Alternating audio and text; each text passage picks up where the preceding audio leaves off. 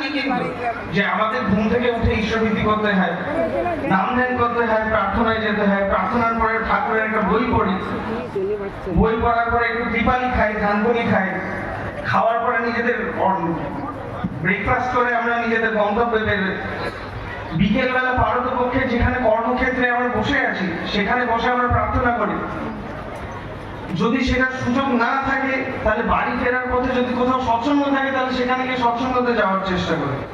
রাত্রির বেলা ঘুমানোর আগে নাম ধ্যান করতে হয়, এটা আমরা সকলে জানি তো, এটা কি আমরা জানি না? কিন্তু যত গুরু ভাই দাদাদেরকে আমরা দীক্ষা দিয়েছি তারা সকলে কি এই জিনিসটা জানে বা তারা সকলে কি এটা পালন করতে পারছে?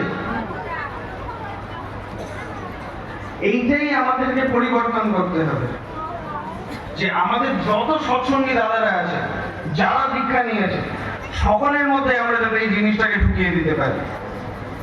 সবাই যাতে আমরা যেরকম, আমি প্রার্থনায় যেতাম না, রোজ সকালে তো ভোরবেলা প্রার্থনায় যেতামই না। বিগত 1.5 মাস ধরে চেষ্টা করছি অন্তত যে রোজ যাবো। মাঝে মধ্যে ফাঁকিও দেওয়ার চেষ্টা করছি যে আজকের দিনটা থাক, যেরকম আজকে আমি যাইনি, কিন্তু আমি ওঠার চেষ্টা করছি আর আমি যাওয়ার চেষ্টা করছি। আর আমি যখন যাচ্ছি না তখন আমার মনের মধ্যে একটু অনুশোচনা হচ্ছে যে আজকে তো আমি কই গেলাম না। আমার মনে যেরকম অনুশোচনা হচ্ছে, এই অনুশোচনাটা আপনাদের প্রতি প্রত্যেকের কি হচ্ছে?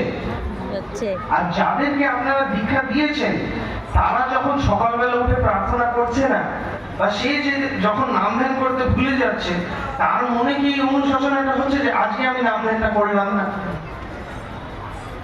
আজকে আমার প্রার্থনাটা ধরা হলো না, আজকে কই ঠাকুরের বই থেকে একটা বাণী আমি পড়লাম না। আমার জীবনে আমার যা ইচ্ছা হয়, যখন ছোট ছিলাম আমার ইচ্ছা মোতাবেক কিছু না হলে আমি কান্নাকাটি করতাম। আমার কিছু কিছু বোকা বোকা ইচ্ছেও ছিল, বাল্যসুলভ ইচ্ছে ছিল। বহু বছর আগে এই কনফারেন্সে একজন ঋত্বিক দেবতা বলেছিলেন, যে আমি তার নাম জানি না, আমি নন্দন পাহাড়ে একটা পুকুর আছে এখানে, সেই নন্দন পাহাড়ের পুকুরে চান করতে যাব বলে আমি কান্নাকাটি করছি।